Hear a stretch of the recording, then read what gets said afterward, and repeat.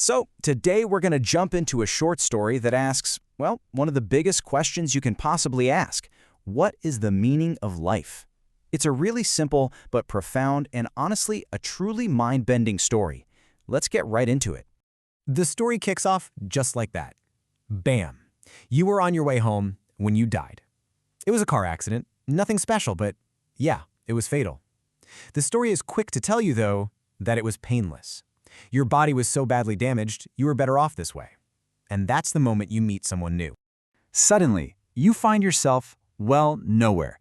It's a place of just nothingness. It's not light, it's not dark, it's just this empty void. But you're not alone. There's a figure there with you, and they're ready to talk. And of course, you're totally confused, right? You ask the two most important questions you could possibly ask in a situation like this. Where am I? And who are you?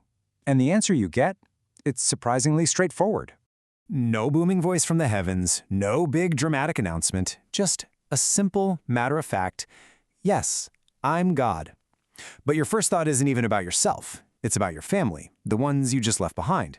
And as God explains, their future, well, it's a little complicated. And this is where we get a dose of some really raw human truth. God tells you that your kids, they'll remember you as perfect.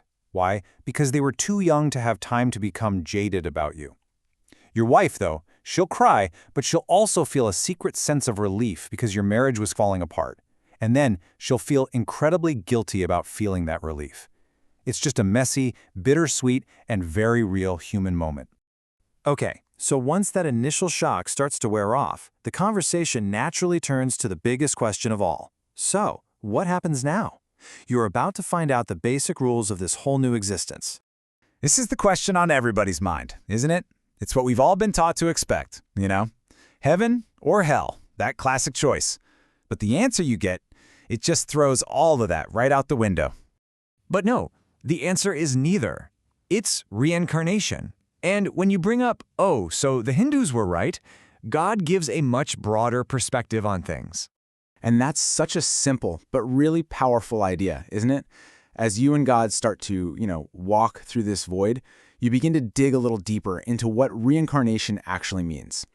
All right, this is where things start to get really, really interesting. Because you might think, if you're just reborn as a blank slate every time, what's the point? Well, it turns out you are anything but a blank slate. See, God tells you that your soul contains all the knowledge and all the experiences from every single past life you've ever had. A human mind can only tap into a tiny, tiny fraction of who you really are. And to explain this, God uses this amazing analogy. I mean, what a perfect way to explain it, right? Each lifetime is just you, this vast consciousness, dipping a tiny part of yourself, a finger, into the physical world to have an experience. You've just spent 48 years being one finger, so you haven't had a chance to feel the rest of your gigantic self yet. But the rules get even weirder when you start talking about time. Then, God drops another bombshell. Time, as you know it, is just a thing in your universe. Where God's from, it's different, which means your next life isn't necessarily in the future. In fact, you're told your next life will be as a Chinese peasant girl way back in the year 540 AD. And this is what leads to the ultimate revelation. Okay, get ready, because this is the moment where the story just flips everything on its head. Everything you've been told so far has been building up to this one single, absolutely staggering conclusion. So, you ask the obvious question, right? Wait, if this whole universe was created for me to mature, then what about everyone else, all the other people on Earth? There is no one else. Just let that sink in for a second. There is no one else. In this whole universe, it's just you and God. The implication is almost too big to wrap your head around. And that's the slow, dawning realization. Wait a second. You mean I'm everyone? Every single person? And look at these examples. They are just staggering. You are Abraham Lincoln. And you are also his killer, John Wilkes Booth. You are Hitler. And you are also the millions of people that he murdered. You are Jesus, and you are every single person who ever followed him. The moral weight of that is just immense. Think about what that means for morality. It reframes everything. Every time you've ever hurt someone, you were only hurting a past or future version of yourself. And every single act of kindness you've ever done, you were doing it for yourself. Every joy, every sorrow ever felt by any human being, that was you. So why? Why go through all of this? Why all the pain and joy and struggle?